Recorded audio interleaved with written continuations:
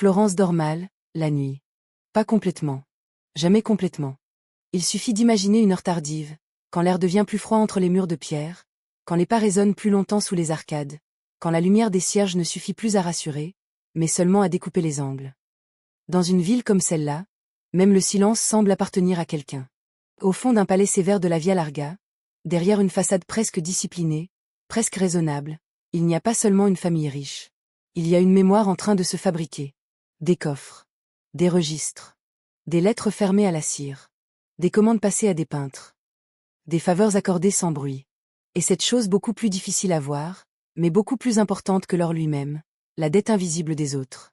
C'est cela, peut-être, le premier piège des Médicis. On croit entrer dans l'histoire d'une dynastie fastueuse. On croit voir des chapelles, des fresques, des processions, des étoffes, des banquets, des mariages éclatants, des noms devenus légendes. On croit entrer dans la lumière de la Renaissance.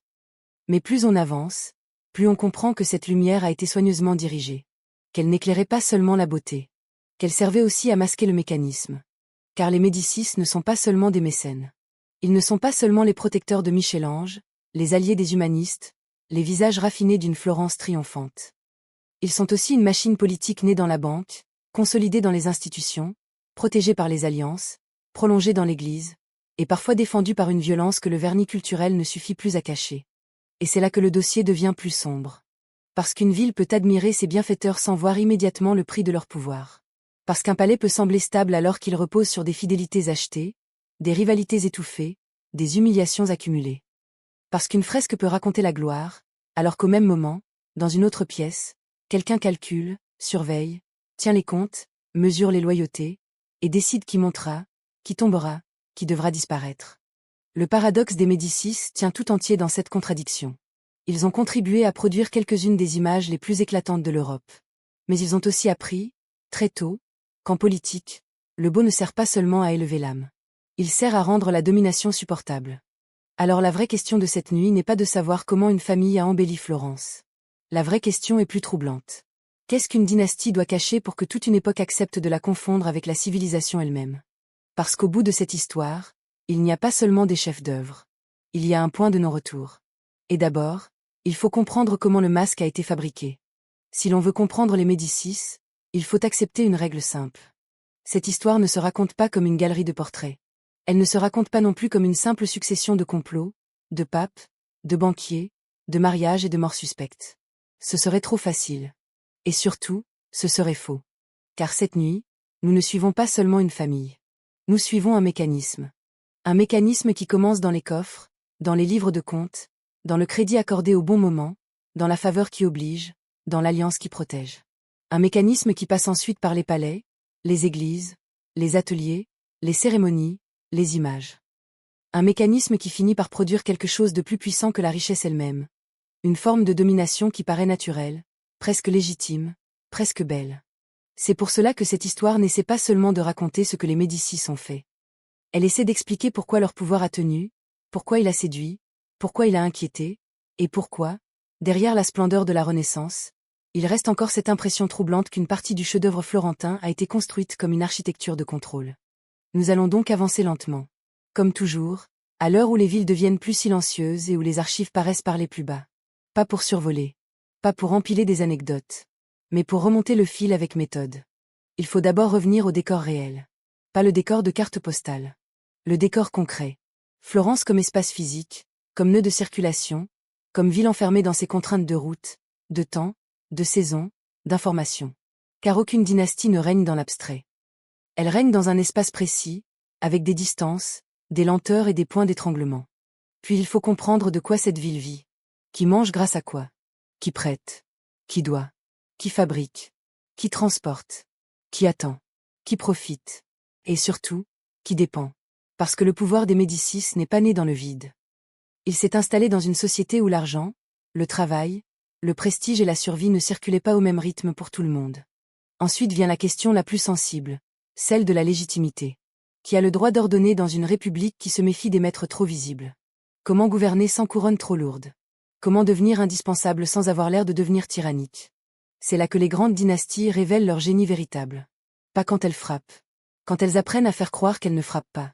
Et plus nous avançons, plus une autre question prend de la place. Une question plus vaste que Florence.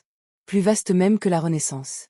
Qu'est-ce qu'une société admire exactement quand elle admire ses bienfaiteurs? Admire-t-elle le génie, le goût, la protection?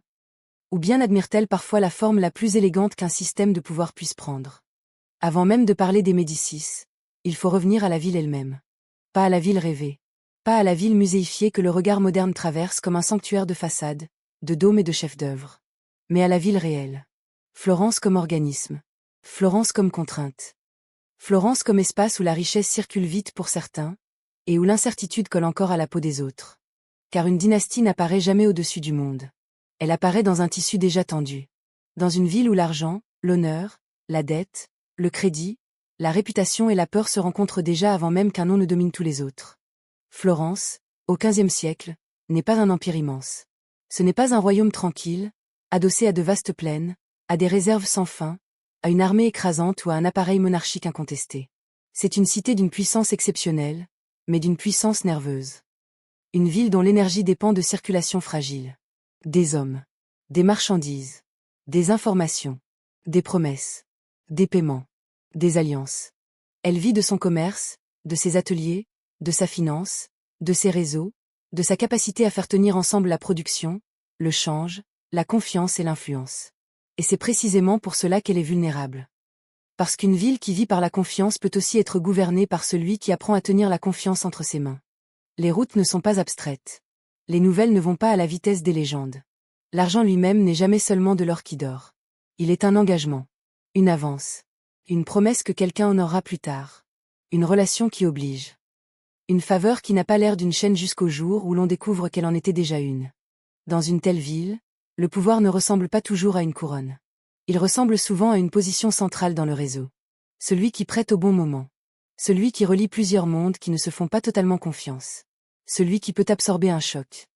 Celui qui peut patienter plus longtemps que les autres. Celui qui peut sauver un allié, ruiner un rival, ou simplement laisser l'attente faire son travail. C'est là que Florence devient le terrain idéal pour une famille comme les Médicis. Non pas parce que tout y serait facile, mais parce qu'une cité républicaine, raffinée, orgueilleuse, marchande et politiquement vive offre un avantage décisif à ceux qui comprennent que le contrôle des institutions visibles n'est pas encore le contrôle du système réel. La ville a des magistratures, des conseils, des rites civiques, une mémoire républicaine. Elle veut croire qu'aucun homme n'est au-dessus d'elle. Et pourtant, dans les faits, elle dépend déjà d'équilibres plus discrets, plus techniques, plus opaques. C'est pour cela que le pouvoir médicéen n'entre pas d'abord par la porte du trône. Il entre par les interstices, par le besoin de stabilité, par la fatigue des conflits, par la nécessité de trouver des médiateurs solides. Par l'avantage immense que donne, dans une cité nerveuse, le fait d'être celui vers qui l'on revient quand tout commence à trembler. À partir de là, tout devient plus clair.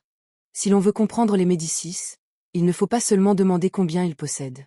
Il faut demander combien de flux passent par eux. Combien d'hommes leur doivent quelque chose. Combien de décisions deviennent plus faciles quand ils interviennent.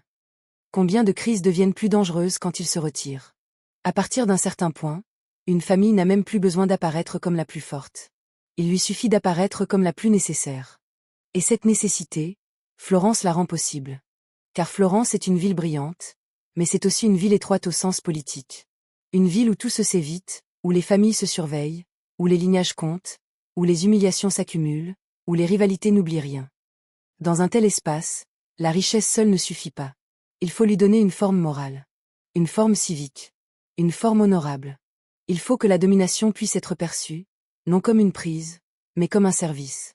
Mais une ville ne tient pas seulement par ses routes, ses murs, ses ateliers et ses comptes. Elle tient aussi par la manière dont chacun accepte, plus ou moins, la place qu'il occupe. À Florence, cela signifie une chose essentielle. Tout le monde ne vit pas de la même façon la prospérité de la ville. Tout le monde ne profite pas de la même sécurité. Et surtout, tout le monde ne dépend pas des mêmes instruments pour continuer à respirer. Au niveau le plus bas, il y a ceux dont la vie se mesure en journée de travail, en commandes qui arrivent ou non, en prix du pain, en coût de la laine, en retard de paiement, en loyer, en dettes petites mais étouffantes. Les artisans, les ouvriers, les portefaix, les apprentis. Les familles qui n'ont pas de marge. Pour eux, Florence n'est pas d'abord une idée brillante de civilisation. C'est une ville où il faut vendre, manger, tenir, recommencer. Au milieu, il y a ceux qui font circuler. Les marchands intermédiaires. L'échangeur. Les notables moins puissants. Les hommes de réseau. Ceux qui ne sont pas au sommet, mais qui vivent du frottement entre les couches du système. Ils ne produisent pas toujours la richesse au sens le plus visible. Ils la canalisent. Ils la déplacent. Ils la transforment en contrat, en commission, en réputation, en obligation mutuelle. Ce sont souvent eux qui sentent les premiers qu'un climat change. Et au sommet, il y a les grandes familles, les détenteurs de capital, les figures capables d'absorber un revers, de patienter pendant qu'un autre s'épuise, de transformer un problème provisoire en dépendance durable. À ce niveau-là, la richesse n'est déjà plus seulement une somme. C'est une capacité à survivre plus longtemps que les autres. C'est une réserve de temps. Et dans une ville marchande, celui qui possède du temps finit souvent par posséder aussi les décisions. C'est ici qu'il faut regarder les deux matières les plus importantes de la Florence médicéenne. La première, c'est le textile. La laine d'abord, puis plus largement tout ce que la ville sait transformer, vendre, exporter, faire circuler. La seconde, plus discrète mais plus décisive encore, c'est le crédit. Non pas l'or dormant dans une cave, mais l'argent promis, avancé, déplacé, garanti, recouvré. L'argent qui permet d'attendre. L'argent qui relie des hommes qui ne se font pas assez confiance pour agir sans intermédiaire. L'argent qui ne sert pas seulement à acheter, mais à organiser le rapport de force. Et tout bascule précisément parce que ces deux mondes ne sont pas séparés. Le marchand a besoin de crédit. L'atelier a besoin de commandes. Le notable a besoin de solvabilité. La grande famille a besoin de réputation. L'institution a besoin de banquiers capables de faire tenir des engagements à travers le temps et la distance. Autrement dit, ce que l'on appelle richesse n'est déjà plus une possession simple. C'est un réseau de dépendance. Et c'est ici que surgit le vrai écart entre deux Florence. Pour le petit artisan, un paiement en retard peut devenir une semaine mauvaise. Pour le grand banquier, le même retard peut devenir un levier. Pour l'un, l'incertitude détruit. Pour l'autre, elle sélectionne. Même ville. Même monnaie. Même saison. Mais déjà deux mondes. C'est ce type d'écart qui rend une dynastie possible. Pas parce qu'elle serait plus dure que toutes les autres dès le premier jour. Mais parce qu'elle comprend avant les autres comment convertir une position économique en autorité diffuse. Quand vous prêtez, vous n'offrez pas seulement une aide. Vous achetez parfois du silence. Quand vous sauvez, vous n'obtenez pas seulement de la gratitude. Vous créez un précédent. Et quand ce précédent se répète assez souvent, la société commence à s'habituer à l'idée que certains hommes ne sont pas simplement plus riches que les autres. Ils sont plus nécessaires. Mais la richesse ne suffit jamais. Pas dans une ville comme Florence. Pas dans une république jalouse de ses formes. Pas dans un monde où l'on peut admirer un homme puissant le matin, dépendre de lui à midi, et commencer à le haïr le soir s'il donne l'impression d'oublier qu'il n'est censé être qu'un citoyen parmi d'autres. C'est ici que le problème des Médicis devient plus délicat, et plus intéressant encore. Car une fortune immense peut ouvrir des portes. Elle peut créer des fidélités. Elle peut rassurer les uns, inquiéter les autres, acheter du temps, absorber des chocs, imposer une présence. Mais elle ne résout pas la question centrale. Comment faire accepter une supériorité durable dans une cité qui continue à se raconter à elle-même comme une communauté de citoyens, et non comme la propriété privée d'une maison? Autrement dit, à partir d'un certain point, l'obstacle n'est plus économique. Il devient moral et institutionnel. Les Médicis ne peuvent pas se contenter d'être riches. Ils doivent apprendre à paraître utiles sans paraître écrasantes. Ils doivent protéger sans humilier. Guider sans donner l'impression de commander. Occuper le centre sans avouer qu'ils en sont devenus le centre. Car dans une république, la domination brutale est souvent moins efficace que la domination acceptable.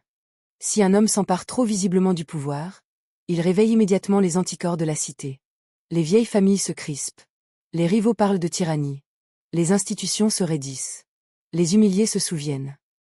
Les alliés eux-mêmes commencent à craindre qu'un protecteur devenu trop grand n'ait bientôt plus besoin d'eux. Le génie des Médicis, du moins dans leur phase de montée, est d'avoir compris cela très tôt. Ils ne cherchent pas d'abord à abolir les formes républicaines. Ils apprennent à les habiter, à les influencer, à les plier sans toujours les casser, à se présenter non comme une rupture avec Florence, mais comme la garantie de sa continuité.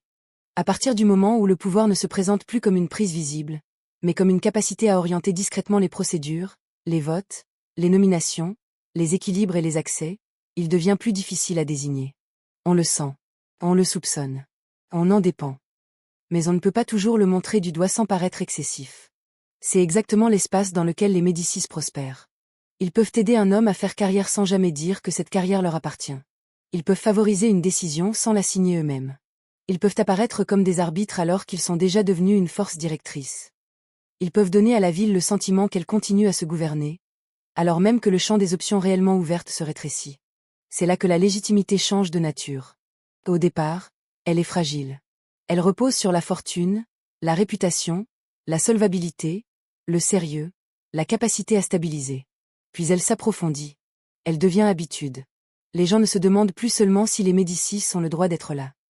Ils commencent à se demander ce qui arriverait s'ils n'étaient plus là. Et ce renversement est décisif. Car dès qu'une famille parvient à être perçue comme une condition de l'ordre, la critique de sa domination devient plus coûteuse que son acceptation. Mais cette légitimité-là a un prix. Elle exige une discipline permanente de l'image. Il faut être assez visible pour incarner la protection. Assez discret pour ne pas réveiller trop tôt le mot de tyrannie. Assez généreux pour séduire. Assez prudent pour ne pas se laisser enfermer dans la haine. Assez fort pour corriger. Assez mesuré pour que la correction passe encore pour une nécessité civique. En réalité, les Médicis doivent sans cesse résoudre une équation impossible. Ils doivent être au-dessus des autres sans avoir l'air d'avoir quitté le rang des citoyens. Ils doivent exercer une supériorité quasi-dynastique dans une ville qui, en théorie, ne veut pas de dynastie. Et plus cette contradiction se durcit, plus le masque doit être travaillé. Ce masque, ce n'est pas seulement la courtoisie. Ce n'est pas seulement la prudence. C'est un système complet de respectabilité. Des alliances bien choisies. Des actes de générosité. Une présence au bon endroit. Une capacité à calmer quand il le faut. À récompenser sans trop se vanter. À faire sentir à chacun qu'il n'est pas simplement soumis, mais inclus dans un ordre plus vaste dont la maison Médicis serait le pivot raisonnable. À ce stade, la domination ne ressemble pas encore à une prison. Elle ressemble à une évidence. Mais aucune mécanique historique ne fonctionne seule. Derrière les façades, il y a toujours des hommes. Des hommes qui veulent quelque chose. Des hommes qui dépendent de quelque chose. Des hommes qui se trompent sur ce qu'ils servent réellement. Alors il faut regarder les rôles. D'abord, il y a le banquier de la maison Médicis. L'homme qui veut une chose très claire, que le réseau continue de passer par lui. Sa contrainte, c'est qu'il ne peut pas gouverner à nu. Il doit rester solvable, respectable, fréquentable, presque modeste dans l'apparence. Son point aveugle, c'est de croire qu'un système d'obligations peut durer indéfiniment sans réveiller, tôt ou tard, le ressentiment de ceux qu'il finit par enfermer sous la forme même de l'aide. Ensuite, il y a le notable républicain, issu d'une autre grande famille. Il veut préserver Florence telle qu'elle se raconte à elle-même, une cité où nul ne devrait devenir plus indispensable que les lois. Sa contrainte, c'est qu'il a lui aussi besoin de réseaux, d'alliances, de protection, parfois des mêmes circuits qu'il prétend combattre. Son point aveugle, c'est de croire qu'il se bat seulement contre une famille, alors qu'il se bat déjà contre une transformation plus profonde de la politique elle-même. Puis il y a le marchand intermédiaire. Ni pauvre, ni souverain. Il veut que les affaires tournent, que les paiements arrivent, que les routes restent praticables, que les grands noms cessent de transformer chaque rivalité politique en secousse pour tous les autres. Sa contrainte, c'est qu'il dépend de la stabilité plus qu'il ne dépend d'un principe. Son point aveugle, c'est de confondre trop longtemps l'ordre avec la justice. Tant que la circulation continue, il accepte de ne pas trop demander qui commande vraiment. Il y a aussi l'artisan ou le maître d'atelier. Celui que l'on ne place presque jamais au centre des récits de dynastie. Alors que c'est lui qui subit sans les écrire les décisions prises au-dessus de lui. Il veut du travail, des commandes, des délais tenables, une ville où les riches dépensent encore et où les querelles n'arrêtent pas tout. Sa contrainte, c'est qu'il ne dispose ni du temps ni des réserves qui permettent d'attendre longtemps une amélioration. Son point aveugle, c'est de croire que le prestige d'une ville rayonne automatiquement sur ceux qui la font vivre. Il y a encore l'homme d'église. Parfois prélat, parfois administrateur, parfois relais entre la piété, la finance et le droit. Il veut préserver l'ordre chrétien, la dignité des institutions, la continuité des charges, mais il veut aussi survivre dans un monde où l'argent et la faveur circulent jusque dans les sphères réputées sacrées. Sa contrainte, c'est qu'il ne peut pas faire comme si la papauté, les bénéfices ecclésiastiques et les réseaux financiers vivaient dans des univers séparés. Son point aveugle, c'est de croire que l'usage du religieux pour légitimer l'ordre peut rester sous contrôle. Il faut compter aussi avec le client politique. Quelqu'un qui veut monter, obtenir une place, une charge, une protection, une dette favorable, une recommandation, une porte ouverte. Sa contrainte, c'est qu'il ne possède pas sa propre base. Il lui faut un patron, un relais, une maison plus grande que lui. Son point aveugle, c'est de croire qu'il utilise le système alors que, bien souvent, c'est le système qui l'utilise pour étendre sa portée sans se montrer. Et enfin, il y a le peuple des rumeurs. Pas une foule uniforme, mais l'ensemble des habitants qui sentent, commentent, comparent, répètent, grossissent, craignent, pardonnent parfois, puis se retournent soudain quand l'équilibre change. Ils veulent surtout une chose, que la ville reste vivable. Que les prix ne s'emballent pas. Que les querelles des grands ne se transforment pas en chaos dans les rues. que l'ordre soit supportable. Voilà donc la vraie carte humaine de Florence. D'un côté, la maison Médicis veut transformer sa centralité financière en nécessité politique durable. De l'autre, les élites républicaines veulent empêcher qu'une famille devienne l'axe permanent de la cité. Entre les deux, les marchands veulent la stabilité, les ateliers veulent des commandes, les hommes d'église veulent l'ordre, les clients veulent des places, et la population veut simplement que la ville ne se rompe pas. Le conflit d'intérêts est déjà là. Les Médicis ont besoin que Florence continue à croire à ses formes républicaines, parce que cette croyance protège leur domination. Leurs rivaux ont besoin de défendre ces formes, mais sans toujours pouvoir se passer des instruments mêmes qui ont rendu les Médicis si puissants. Les intermédiaires veulent l'équilibre, mais cet équilibre renforce souvent le camp qui contrôle déjà le mieux les dépendances. Et les plus modestes veulent respirer, alors même qu'ils vivent dans une ville où l'air politique se raréfie sans bruit. Et puis vient le moment où un système cesse de paraître naturel. Pas parce qu'il change soudain de nature, mais parce qu'une crise l'oblige enfin à se montrer. Jusque-là, la domination médicéenne pouvait encore se confondre avec la stabilité. On pouvait la discuter, la jalouser, la craindre, la dénoncer parfois, mais elle gardait encore l'avantage de ne pas devoir s'avouer elle-même. Elle passait à travers les usages, à travers les fidélités, à travers la lassitude des rivalités ouvertes, à travers cette idée, si commode pour beaucoup, qu'après tout Florence avait besoin d'un centre de gravité. C'est précisément cette illusion que la crise va fracasser. Car un ordre n'est jamais vraiment connu tant qu'il n'est pas contesté. Tant qu'il tient, chacun peut lui prêter le sens qui l'arrange. Les uns y voient une protection. Les autres une capture. Les uns y voient une continuité. Les autres une confiscation. Mais lorsque le conflit monte d'un cran, lorsque le risque devient visible, lorsque les acteurs cessent de dissimuler ce qu'ils veulent réellement, alors le régime révèle ce qu'il est prêt à faire pour survivre. Florence cesse alors d'être seulement une ville brillante. Elle redevient une ville exposée. Une ville où les rancunes anciennes n'ont jamais disparu. Une ville où les grandes familles n'acceptent pas facilement qu'une maison soit devenue plus centrale que toutes les autres. Une ville où la façade républicaine protège encore les apparences, mais ne suffit plus à contenir la montée d'une vérité plus simple. Derrière les procédures, une lutte de pouvoir est en train de devenir irréconciliable. Le problème n'est plus seulement la richesse des Médicis. Le problème, c'est qu'ils ont si bien appris à gouverner sans couronne visible que leurs adversaires finissent par juger qu'il ne reste plus qu'une seule manière de briser le système. Frapper le centre humain qui le fait tenir. Une ville entière commence alors à vivre dans un équilibre plus fragile qu'elle ne veut bien l'admettre. Ceux qui dépendent du calme sentent confusément que la surface tremble. Ceux qui servent le régime veulent croire qu'il tient encore. Ceux qui le détestent comprennent qu'ils n'ont plus affaire à une simple prépondérance sociale, mais à une structure consolidée. Le langage du désaccord ne suffit plus. Le langage de la correction institutionnelle non plus. On entre dans une autre zone. Une zone où la violence commence à devenir pensable, non pas comme explosion irrationnelle, mais comme solution politique. Et là, quelque chose bascule. Le 26 avril 1478, tout ce que Florence essayait encore de tenir séparé se retrouve soudain au même endroit. La foi. La ville. Le prestige. Le sang. La scène est presque insoutenable justement parce qu'elle a lieu là où l'on attendrait encore une limite. La cathédrale. La messe. Le rituel. Le moment où une cité chrétienne se voit elle-même dans un ordre supérieur. Et c'est là, précisément là, que l'attaque se produit. Giuliano de Médicis est frappé à mort. Lorenzo est blessé, mais parvient à s'échapper. La cathédrale cesse alors d'être un refuge.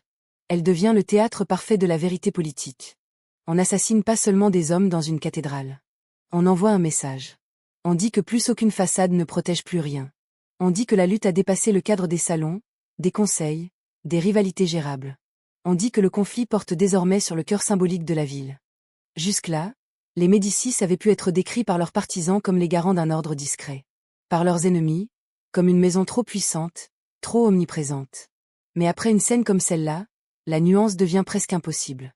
Quand le centre du système est attaqué en pleine liturgie, deux récits se mettent immédiatement à courir dans la ville. Le premier dit, voilà la preuve que les Médicis tenaient Florence ensemble, puisque seule une violence sacrilège pouvait tenter de les briser. Le second dit, voilà jusqu'où l'on a été poussé, puisqu'aucune voie ordinaire ne semblait plus suffisante pour desserrer leur emprise. L'attentat ne résout rien. Il clarifie tout. Il clarifie la profondeur des ennemis. Il clarifie la réaction populaire. Il clarifie surtout la nature profonde du pouvoir médicéen. Parce qu'un système qui survit à une attaque pareille ne ressort jamais inchangé. Il ressort légitimé autrement. Durci autrement. Regardé autrement. Avant la conjuration, la maison Médicis pouvait encore être perçue comme une puissance dominante parmi d'autres. Après la conjuration, elle commence à apparaître comme quelque chose de plus vaste. comme le point sans lequel l'ordre tout entier menace de se défaire. Et à partir du moment où une famille réussit à faire coïncider sa survie avec celle de la cité, elle franchit un seuil décisif. Bien sûr, l'échec du complot n'ouvre pas une paix immédiate. Il débouche sur une phase plus dure, avec répression intérieure, tensions diplomatiques et guerre. Mais c'est justement cela qui compte. La crise n'écrase pas la maison Médicis. Elle l'oblige à se révéler comme puissance de survie. Ce qui avait été construit par la banque, le réseau, la faveur, la prudence et la mise en scène de la légitimité reçoit soudain une autre couche. Le sang. Le martyre politique. La preuve par le danger. La justification par l'attaque subie. La conjuration fait plus qu'échouer. Elle fournit aux Médicis une ressource symbolique immense. Elle permet de transformer une domination déjà contestée en rempart nécessaire. Elle offre au régime ce supplément moral que les systèmes de pouvoir recherchent toujours.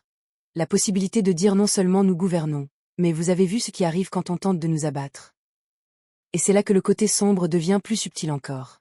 Car la violence des adversaires ne blanchit pas automatiquement le système qu'elle a visé. Elle peut au contraire l'aider à se consolider. Elle permet de purifier son image. De faire oublier certaines ambiguïtés antérieures. De faire passer l'accroissement du contrôle pour une réponse naturelle à la barbarie subie. À Florence, après 1478, il devient plus difficile que jamais de séparer l'ordre de la maison Médicis de l'ordre de la ville elle-même. Le masque n'est pas tombé. Il a changé de matière. Après une telle épreuve, une dynastie peut choisir deux chemins. Le premier consiste à survivre. Simplement survivre. Rester en place. Punir. Réparer. Continuer. Le second est beaucoup plus ambitieux. Il consiste à utiliser la survie elle-même comme tremplin. À transformer l'épreuve en preuve. À convertir l'attaque subie en supplément de légitimité. À faire de la blessure un argument, puis de l'argument un nouveau palier de puissance. C'est ce deuxième chemin que les Médicis vont apprendre à suivre. Et pour cela, Florence ne leur suffit plus vraiment. Ou plutôt, Florence reste le cœur. Mais un cœur qui ne peut plus se contenter de battre dans ses propres murs. Car une maison qui veut durer ne doit pas seulement tenir une ville. Elle doit élargir le cercle des lieux où son nom devient intouchable. À partir de là, le pouvoir médicéen change d'échelle. Il ne s'agit plus seulement de savoir qui influence les magistratures florentines, qui finance, qui protège, qui apaise, qui distribue les faveurs. Il s'agit de savoir comment une famille peut faire passer son poids du terrain des rapports de force visibles vers un domaine beaucoup plus difficile à contester, celui de la consécration symbolique. Or, dans l'Europe de la Renaissance, il n'existe pas de consécration plus puissante que celle qui touche à l'Église. À mesure que l'histoire avance, la liaison avec Rome cesse d'être un simple avantage de réseau. Elle devient une dimension constitutive de la dynastie elle-même. Et cela change tout. Parce qu'une maison qui touche à la papauté ne change pas seulement de prestige. Elle change de nature. Jusque-là, les Médicis pouvaient encore être vus comme des maîtres habiles d'un monde urbain, marchand, civique, républicain dans ses formes. À partir du moment où leur nom se mêle à celui des papes, ils entrent dans une zone plus haute. Leur puissance n'est plus seulement une affaire de crédit, de clientèle ou de domination locale. Elle se met à dialoguer avec le sacré, avec l'universalité, avec la capacité d'ordonner non seulement des hommes, mais des consciences, des hiérarchies, des légitimités reconnues à l'échelle de la chrétienté. Il faut mesurer ce saut. Dans une ville, on peut encore détester une famille trop puissante. On peut encore la combattre, la jalouser, l'accuser d'étouffer la liberté. Mais lorsqu'une dynastie devient capable de s'adosser aux formes les plus élevées de l'autorité spirituelle, la contestation change de coup. Elle n'est plus seulement politique. Elle devient plus risquée, plus isolée, plus difficile à habiller d'un langage consensuel. Et cette logique ne s'arrête pas à Rome. Car une dynastie qui a compris la valeur politique du prestige cherche aussi à se prolonger dans les cours européennes. Le mariage dynastique fonctionne ici comme un prolongement du même réflexe historique. Transformer une force locale en nécessité plus large. Faire entrer la famille dans les mécanismes de continuité monarchique. Tisser autour d'elle une toile de reconnaissance qui dépasse le cadre initial de Florence. À ce stade, les Médicis ne sont déjà plus simplement des premiers parmi les citoyens. Ils commencent à ressembler à autre chose. À une lignée. À un principe de continuité. À une forme de destin. Et lorsqu'une famille atteint ce niveau, la ville qui l'a vu naître n'est jamais tout à fait la même après. À partir d'un certain moment, une dynastie ne se contente plus d'influencer le pouvoir. Elle commence à lui donner sa forme. Tant qu'une maison agit dans l'ombre relative des institutions, elle peut encore être racontée comme une prépondérance exceptionnelle, comme une victoire de réseau, comme une domination souple mais réversible. Mais lorsqu'elle réussit à imprimer sa logique dans l'espace même du gouvernement, dans la pierre, dans l'administration, dans les trajets du regard et dans la manière dont une ville se représente elle-même, alors elle cesse d'être seulement une famille dominante. Elle devient un régime. Et pour les Médicis, cette mutation porte un nom décisif. Cosme Ier. Avec lui, la question n'est plus seulement celle d'une influence devenue très grande. Elle devient celle d'un ordre refaçonné. Dans le premier cas, le pouvoir doit encore négocier avec les formes. Dans le second, il commence à se penser autrement. Il ne s'avance plus seulement comme centre officieux. Il se présente comme autorité ordonnatrice. Il ne se contente plus d'habiter la structure héritée. Ils la refont autour de lui. Pendant longtemps, la force des Médicis reposait sur leur capacité à se rendre indispensable sans avoir l'air d'abolir la cité. Désormais, la maison dispose d'un autre langage. Le langage du gouvernement durable. Le langage de l'État. Le langage d'une centralité qui ne veut plus seulement être tolérée, mais reconnue comme principe d'organisation. Et cela ne se voit pas seulement dans les titres. Cela se voit dans la ville elle-même. Car le pouvoir, quand il se stabilise, ne gouverne pas seulement par des ordres. Il gouverne par l'espace, par les bâtiments, par les circulations, par la manière dont les fonctions se concentrent, par la façon dont le regard comprend qui tient le centre et selon quelle logique ce centre rayonne. L'exemple le plus parlant est celui des offices. Le pouvoir y laisse voir une vérité plus froide. Le beau et l'administratif ne sont pas séparés. Le prestige n'est pas l'opposé de l'organisation. L'image n'est pas l'ornement du pouvoir. Elle fait partie de son architecture. Autrement dit, ce que l'histoire a parfois retenu comme l'un des plus éclatants héritages artistiques de Florence procède aussi d'un réflexe de gouvernement. Rassembler, ordonner, hiérarchiser, rendre visible le centre, transformer la dispersion en lisibilité. Et faire en sorte que cette lisibilité elle-même devienne une preuve de légitimité. C'est ainsi qu'un régime cesse d'être seulement fort. Il devient intelligible. Or un pouvoir intelligible est plus redoutable qu'un pouvoir seulement brutal. La brutalité écrase. L'intelligibilité installe. Elle donne à chacun l'impression que les choses sont à leur place. Que les fonctions ont trouvé leur ordre naturel. Que le sommet n'est pas seulement dominant, mais nécessaire à la cohérence du tout. Voilà ce que Cosme Ier apporte à la logique médicéenne. Il ne crée pas tout depuis rien. Il hérite d'une longue accumulation de crédits, de réputation, de mécénat, de crises surmontées, de prestige élargi jusqu'à l'Europe. Mais il donne à cette matière accumulée une structure plus dure, une verticalité plus nette, une traduction territoriale plus stable. Il transforme une dynastie d'influence en puissance d'encadrement. Et c'est ici que beaucoup de récits trop simples se trompent. Ils imaginent que l'assombrissement des Médicis viendrait seulement des complots, des violences, des rivalités, des morts. Comme si le côté sombre ne commençait qu'au moment où le sang devient visible. En réalité, il existe une autre obscurité, plus calme et parfois plus profonde. Celle qui accompagne le moment où la domination cesse d'avoir besoin de s'excuser. Le moment où elle s'inscrit dans les institutions, dans les murs, dans la géographie administrative, dans les gestes ordinaires du gouvernement. Cette obscurité-là est moins spectaculaire. Mais elle dure plus longtemps. Et c'est ici que la question devient presque insupportable. Parce qu'une dynastie peut produire de l'ordre. Elle peut produire du prestige. Elle peut produire des œuvres, des bâtiments, une mémoire, un style, une continuité. Tout cela est vrai. Et avec les Médicis, ce serait une faute de le nier. Mais l'histoire ne commence vraiment à faire mal que lorsque l'on pose la question inverse. Qu'est-ce qu'une ville perd quand elle reçoit tant d'une seule famille? Qu'est-ce qu'elle cesse d'être quand l'ordre qu'on lui donne devient plus puissant que la liberté qu'elle croyait encore posséder? À partir de quel moment la protection cesse-t-elle d'être un secours pour devenir une forme de clôture? C'est là, sans doute, le point le plus sombre de toute l'histoire médicéenne. Pas seulement les complots. Pas seulement les morts. Pas seulement les manipulations. Mais le prix lent, profond, presque silencieux qu'une cité paie lorsqu'un centre de gravité politique devient si fort qu'il finit par réduire l'espace intérieur de tout le reste. Car Florence avait été bien plus qu'un lieu riche. Elle avait été une cité vive. Une cité disputée. Une cité où les tensions faisaient partie de la respiration même du politique. Une ville parfois brutale, souvent instable, certainement inégale, mais encore capable de se vivre comme un espace où plusieurs forces pouvaient se heurter, se limiter, se corriger et se craindre mutuellement. Or plus la maison Médicis se consolide, plus cette pluralité change de nature. Elle ne disparaît pas d'un seul coup. Les formes restent. Les souvenirs restent. Le langage civique reste. Les apparences de continuité restent. Mais derrière elle, la densité du jeu politique se réduit. Le champ des possibles se resserre. La ville continue à parler comme une république d'histoire, alors qu'elle apprend peu à peu à vivre comme l'espace d'un ordre plus vertical. Cette évolution change la manière dont les hommes montent, dont ils servent, dont ils obéissent, dont ils espèrent. Dans une ville politiquement ouverte, l'ambition circule entre plusieurs centres. Dans une ville dominée durablement par une maison, l'ambition apprend à se régler sur ce centre. Et c'est ainsi que l'ère d'une ville change. Pas seulement son gouvernement. Son air. Les prudences deviennent plus rationnelles. Les fidélités plus calculées. Les oppositions plus coûteuses. Les carrières plus dépendantes. La parole plus mesurée. L'intelligence elle-même se déplace. Elle sert moins à inventer des équilibres nouveaux qu'à comprendre jusqu'où il est encore possible d'exister dans l'ordre déjà fixé. C'est peut-être cela, au fond, la vraie victoire d'un régime. Le jour où il n'a même plus besoin de contraindre sans cesse, parce qu'il a appris à redessiner d'avance les trajectoires imaginables. Florence gagne alors une mémoire éclatante. Elle gagne des palais. Elle gagne des chefs d'œuvre. Elle gagne des symboles.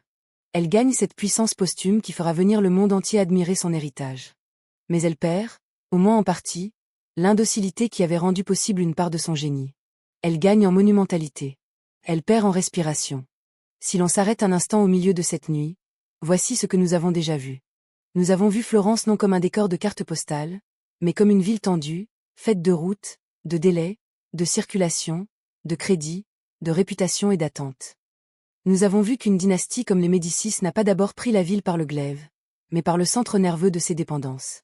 Nous avons vu que l'argent, à Florence, ne servait pas seulement à acheter. Il servait à relier, à retenir, à différer, à obliger. Nous avons vu que la vraie difficulté n'était pas seulement de devenir puissant, mais de rendre cette puissance acceptable dans une cité qui continuait à se penser comme républicaine. Nous avons vu que la maison Médicis a appris à transformer la richesse en légitimité, puis la légitimité en habitude, puis l'habitude en ordre. Nous avons vu que lorsque cet ordre a été frappé au cœur, dans le sang et dans le sacré, il n'a pas disparu. Il s'est durci. Et nous avons vu enfin qu'à mesure que la dynastie montait vers un pouvoir plus assumé, plus administratif, plus territorial, Florence gagnait en splendeur ce qu'elle commençait à perdre en respiration. Autrement dit, ce que nous avons ouvert cette nuit n'est pas seulement le dossier d'une famille célèbre. C'est le dossier d'un mécanisme. Un mécanisme dans lequel le crédit devient influence. L'influence devient protection. La protection devient nécessité. Et la nécessité, un jour, finit par devenir régime. Mais le plus inquiétant commence maintenant. Parce que jusqu'ici, nous avons surtout vu le système du point de vue des institutions, des familles, des palais, des titres, des instruments de domination. À partir de maintenant, il faut voir ce qui arrive quand un ordre aussi dense cesse d'être seulement une structure et devient une psychologie. Quand la confiance change de camp. Quand la peur cesse d'être privée et devient atmosphère. Quand une ville n'obéit plus seulement à des rapports de force, mais à des signaux, à des rumeurs, à des symboles, à des réflexes. Quand les hommes n'agissent plus seulement selon leurs intérêts, mais selon ce qu'ils croient que tous les autres sont déjà en train de croire. Et c'est là, presque toujours, que l'histoire devient la plus difficile à arrêter. Parce qu'un système peut survivre à la pauvreté. Il peut survivre à la rivalité. Il peut survivre à un scandale, à une humiliation, à un attentat même. Mais lorsqu'il commence à perdre la maîtrise du climat intérieur d'une ville, lorsqu'il ne contrôle plus totalement la manière dont les hommes interprètent ce qu'ils voient, ce qu'ils redoutent, ce qu'ils murmurent, alors quelque chose de plus profond menace de se briser. L'histoire change alors de texture. Jusque-là, nous pouvions encore parler de réseau, de crédit, d'institutions, de charges, de prestige, de palais, de gouvernement. Mais à partir d'un certain moment, aucune dynastie ne tient plus seulement par ce qu'elle contrôle. Elle tient par ce que les autres croient. Et lorsqu'une ville commence à croire autrement, même sans décret, même sans bataille ouverte, alors le sol psychologique du pouvoir commence à bouger. Il faut imaginer Florence après la blessure. Pas seulement après la conjuration comme événement politique. Après la conjuration comme atmosphère. Une ville où l'on continue à travailler, à vendre, à circuler, à prier, à signer, à livrer, à compter. Mais où chaque geste ordinaire a pris un léger retard intérieur. Comme si chacun évaluait désormais la rue, la parole de l'autre, le visage d'un voisin, la rumeur d'une place, avec un degré supplémentaire d'attention. Le premier signe de cette rupture n'est pas spectaculaire. C'est une file qui se forme plutôt que d'habitude. Pas forcément une longue foule. Parfois seulement quelques hommes devant un comptoir, un atelier, un bureau, une boutique, une porte. Ils ne disent pas toujours ce qu'ils viennent vérifier. Mais ils viennent vérifier quelque chose. Que l'on paiera bien. Que l'on livrera encore. Que tel homme est toujours vivant. Que tel ordre tient encore. Que tel protecteur n'a pas disparu. La confiance ne s'effondre jamais d'abord comme un mur. Elle se retire comme une chaleur. Puis vient la deuxième scène. Une table du soir. Une maison ordinaire, où l'on parle plus bas que la veille. On ne débat pas en théoricien du régime. On pèse des signaux. On dit que tel quartier a changé d'humeur. Que tel nom circule davantage. Que tel allié s'est montré moins sûr. Que le marché semblait plein, mais silencieux. Dans ces heures-là, l'histoire se déplace des institutions vers les nerfs. Car c'est cela qu'il faut comprendre. La confiance est une infrastructure. Invisible, mais décisive. Une ville peut supporter des taxes. Elle peut supporter des rivalités. Elle peut supporter même une domination pesante. Mais elle supporte beaucoup plus mal le moment où les habitants cessent de savoir si les autres croient encore à la continuité du monde commun. À partir de là, les symboles prennent une puissance nouvelle. Une cloche. Une annonce criée sur une place. Une lettre recopiée. Un sermon. Un seau apposé plus vite que prévu. Un visage fermé à une fenêtre. Une porte que l'on laisse entr'ouverte. Un silence inhabituel dans une rue qui, d'ordinaire, commente tout. Rien de tout cela ne décide seul du destin d'un régime. Mais tout cela indique quelque chose. Le pouvoir n'est plus seulement jugé par ce qu'il fait. Il est ausculté pour ce qu'il laisse paraître. Et plus un système a fondé sa légitimité sur l'idée qu'il garantit l'ordre, plus il devient vulnérable au moment où le moindre signe est lu comme une faille possible dans cet ordre. C'est ici que la foule change d'état. Pas d'un seul coup. La foule change d'état lorsque des individus, séparément prudents, comprennent en même temps qu'ils ne sont peut-être plus seuls à douter. Jusque-là, chacun gardait son inquiétude pour soi. À partir d'un certain point, cette inquiétude devient atmosphère partagée. Et lorsqu'une atmosphère partagée naît, elle produit une force propre. Elle peut faire monter une rumeur plus vite qu'un édit. Elle peut rendre suspect un retard banal. Elle peut transformer une mesure de précaution en aveu de faiblesse. Elle peut pousser un régime à réagir trop tôt, trop fort ou trop visiblement. Les Médicis l'avaient très bien compris lorsqu'ils construisaient leur pouvoir. Ils savaient qu'il fallait paraître centraux, rassurants, presque naturels. Mais ce savoir a son revers. Lorsqu'un tel pouvoir commence à être perçu non plus comme évidence, mais comme source possible d'angoisse, la réaction en chaîne devient beaucoup plus difficile à contenir. Et à partir de là, même les gestes les plus banals deviennent politiques. Acheter plus tôt. Rentrer plus vite. Parler moins fort. Observer davantage. Attendre avant de livrer. Retarder un paiement. Reporter une promesse. Chercher un signe chez les puissants. Imiter le voisin. Se préparer sans l'avouer. Un régime croit souvent qu'il perd lorsque ses ennemis le frappent. En réalité, il commence parfois à perdre bien avant. Lorsqu'il ne maîtrise plus la manière dont les hommes ordinaires interprètent la journée qui commence. Et c'est là que tout devient plus dangereux encore. Parce qu'une ville peut survivre à la peur. Elle peut survivre à la colère. Elle peut survivre même à la haine. Mais elle survit beaucoup plus mal au moment où chacun commence à agir, non plus selon le monde tel qu'il est, mais selon le monde tel qu'il craint qu'il devienne dans quelques heures. C'est ici que naît le domino. Le premier domino, c'est toujours un geste presque raisonnable. Un marchand retient une livraison. Pas pour provoquer le chaos. Pour se protéger. Il se dit que la rue est moins sûre, que les paiements arriveront peut-être plus lentement, qu'il vaut mieux attendre un jour, ou deux, ou trois. Ce n'est pas encore une rupture. C'est une précaution. Mais dans une ville comme Florence, une précaution privée devient très vite une donnée publique. Ce qui n'arrive pas à l'atelier ne peut pas être payé. Ce qui n'est pas payé affole un autre intermédiaire. Ce qui affole l'intermédiaire remonte au créancier, puis au protecteur, puis au notable qui comprend que la matière économique du calme commence à se contracter. Premier domino, la rétention. Le deuxième domino vient presque immédiatement. Les hommes ordinaires sentent ce déplacement avant même de pouvoir le nommer. Alors ils font ce que les sociétés font toujours quand la continuité paraît moins sûre. Ils essaient de se sauver eux-mêmes. Pas héroïquement. Pas idéologiquement. Pratiquement. Un maître d'atelier garde davantage de liquidité que d'habitude. Un foyer achète un peu plus tôt, un peu plus vite, un peu plus qu'il ne faudrait. Un petit commerçant ne remet pas tout de suite en circulation ce qu'il a reçu. Un client demande à être servi avant les autres. Un voisin veut vérifier qu'il restera assez demain. Personne ne veut détruire le système. Chacun veut seulement ne pas être le dernier à comprendre qu'il fallait se protéger. Et pourtant, c'est précisément ce réflexe de protection qui commence à abîmer le système tout entier.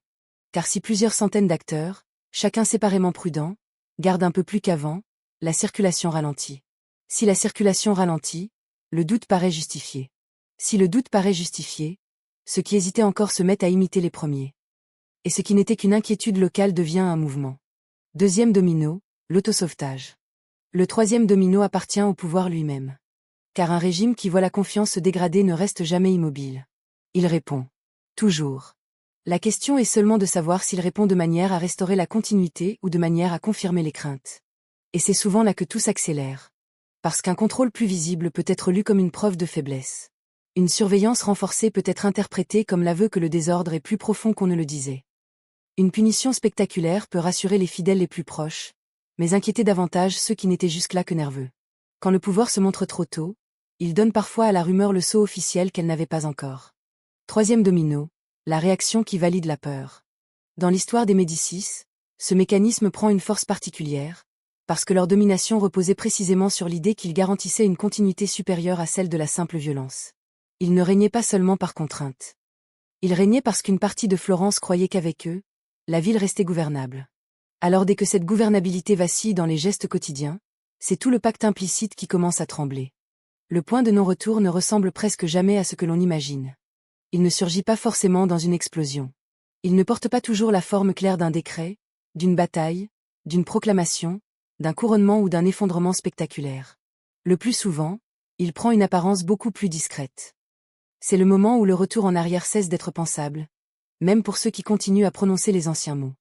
À Florence, cela veut dire quelque chose de très précis. La ville peut encore parler de ses libertés.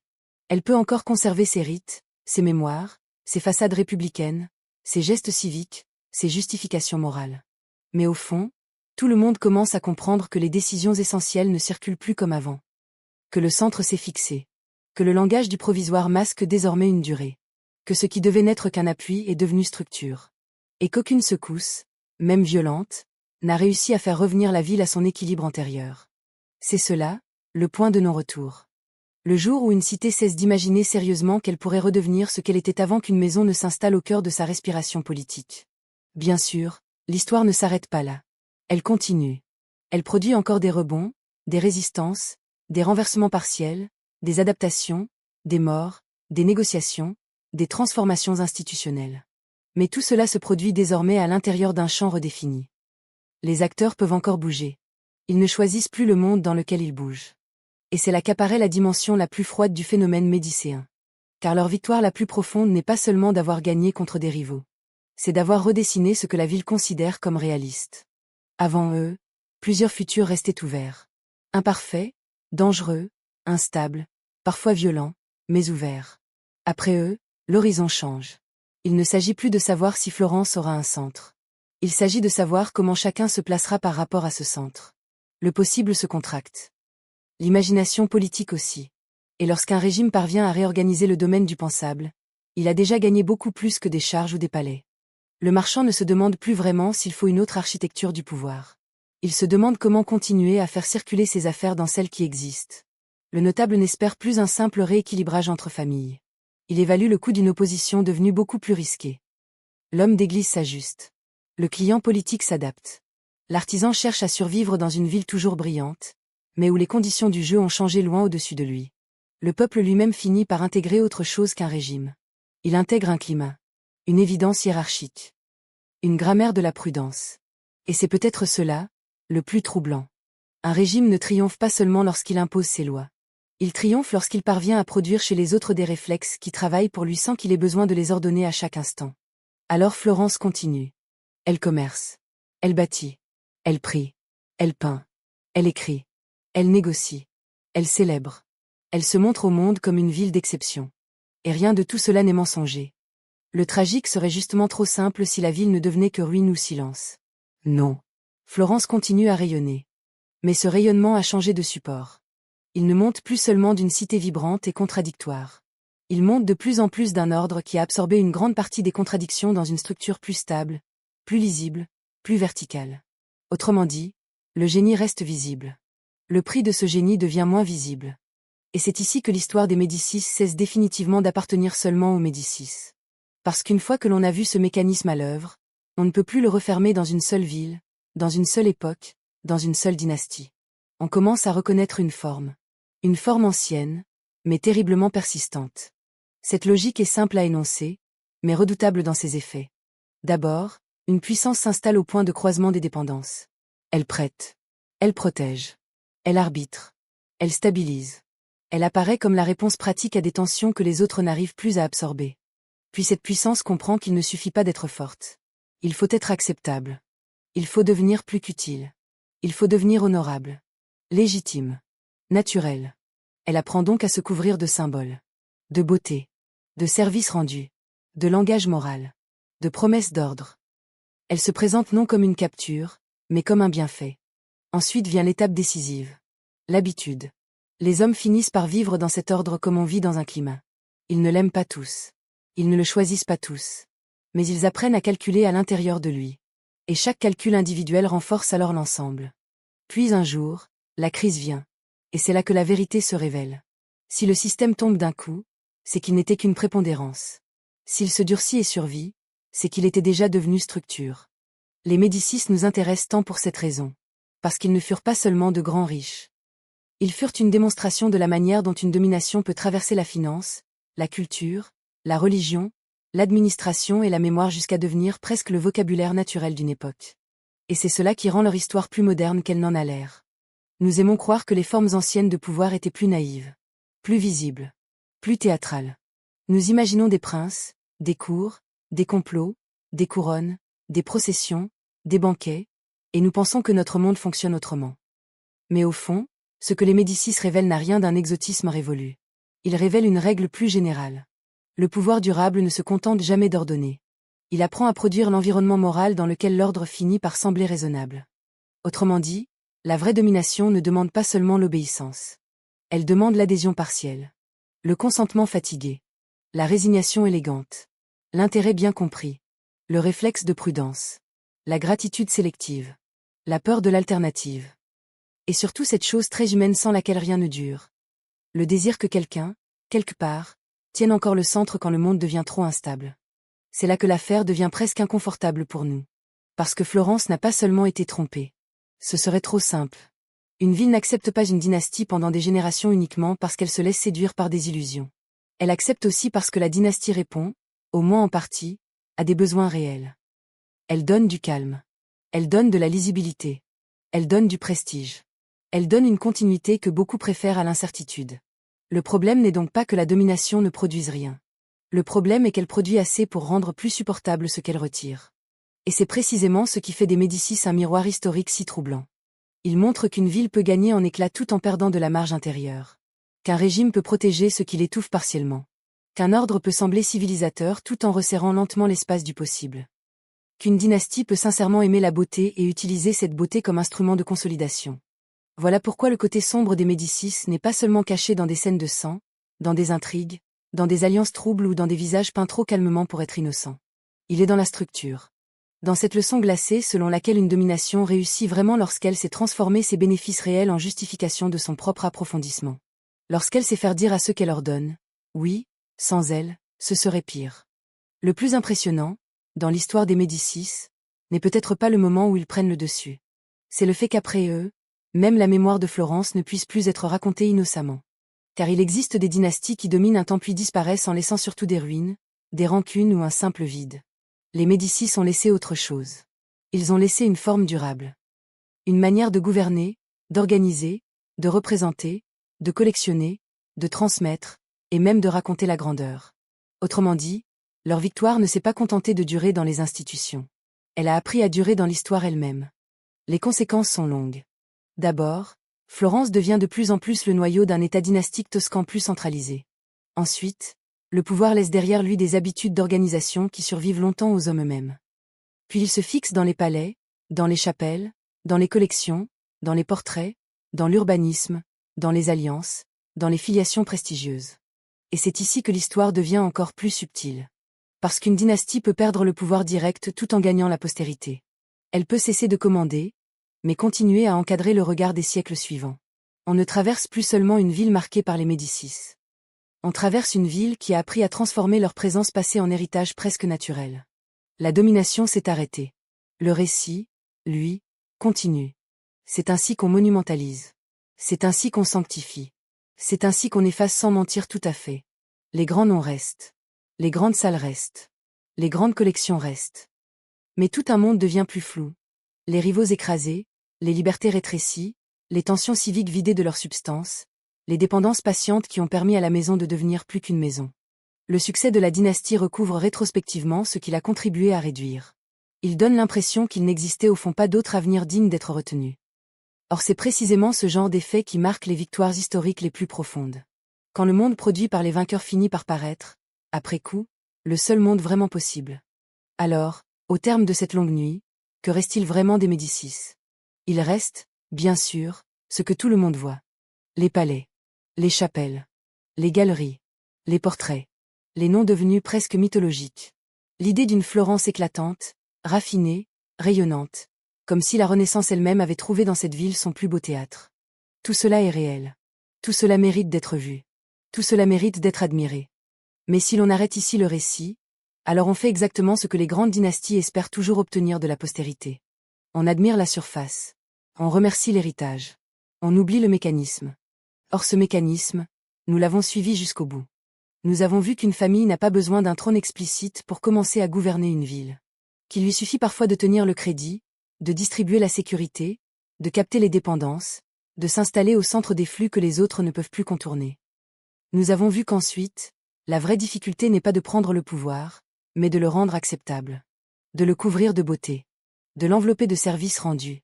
De l'inscrire dans les formes mêmes de la légitimité. Nous avons vu que lorsque cette puissance est attaquée, elle peut sortir de l'épreuve plus forte encore, à condition de réussir à confondre sa propre survie avec celle de l'ordre collectif. Nous avons vu aussi qu'à mesure que la maison avançait, elle cessait d'être seulement une influence pour devenir un régime. Et nous avons vu enfin le prix le plus difficile à regarder. Florence n'a pas seulement gagné des chefs-d'œuvre.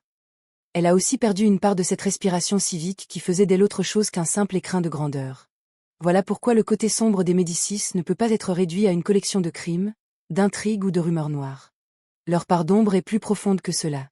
Elle tient au fait qu'ils ont réussi quelque chose de beaucoup plus rare et de beaucoup plus durable.